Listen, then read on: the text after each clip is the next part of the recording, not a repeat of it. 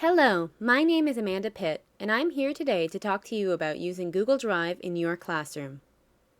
Now, the features I want to show you today are some of the things that make Google Drive really unique. I'm not going to focus in on the applications themselves, but on the overarching features that can really make Google Drive something special for your classroom and for your students. I'm going to begin by opening up a Google document.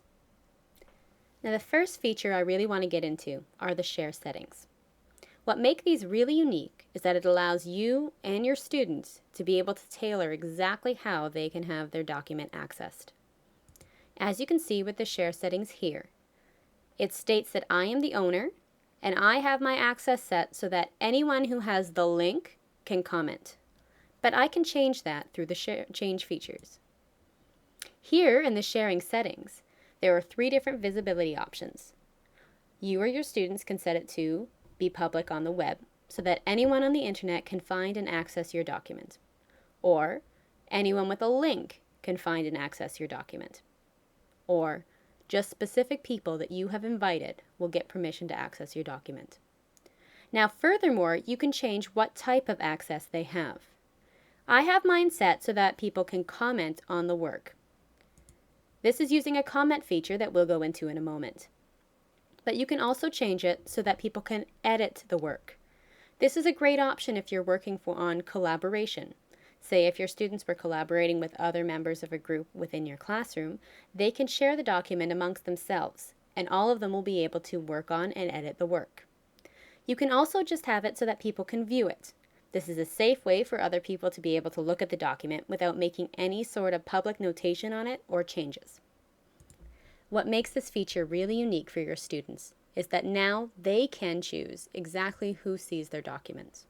So, for example, they can share their documents with their teacher so that you can look at the work, make comments on the work, perhaps edit the work or mark the work. As well, they have the option to share it with their peers so that their peers can engage in really great peer editing. In addition, they can share it with their parents at home so that parents now have the opportunity to both see their child's work and help them with it from home. So I've spoken a little bit about the comment features in Google Drive, and that's what I want to show you more on now.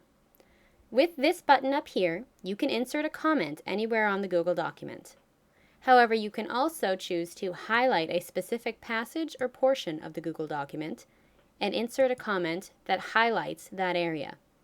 Then as a teacher, you can add your own input to make a comment, suggestion, edit on a student's work based on that highlighted portion.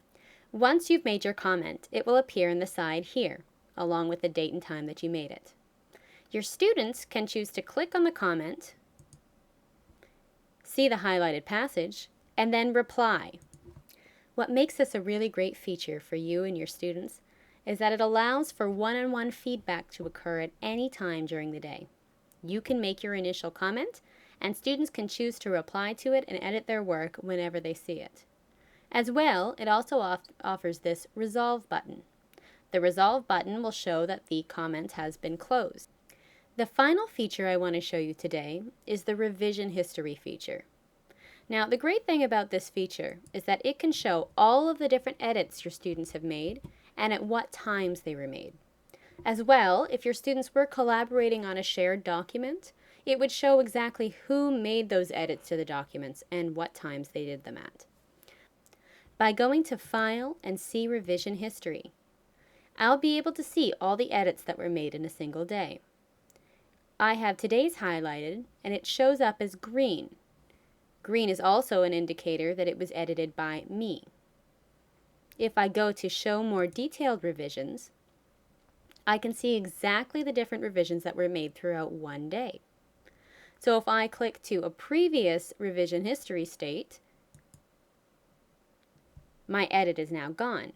If you wanted to revert to a different edited version at any time, you can do this.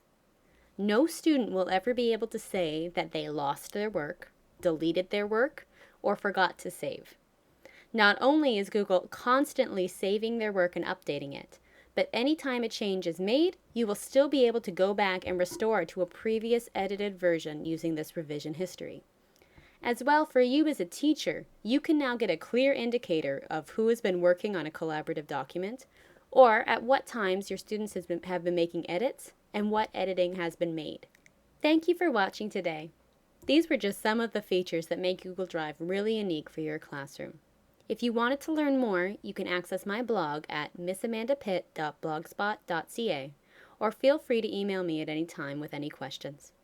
I hope you have a wonderful day and will consider using Google Drive in your classroom in the future.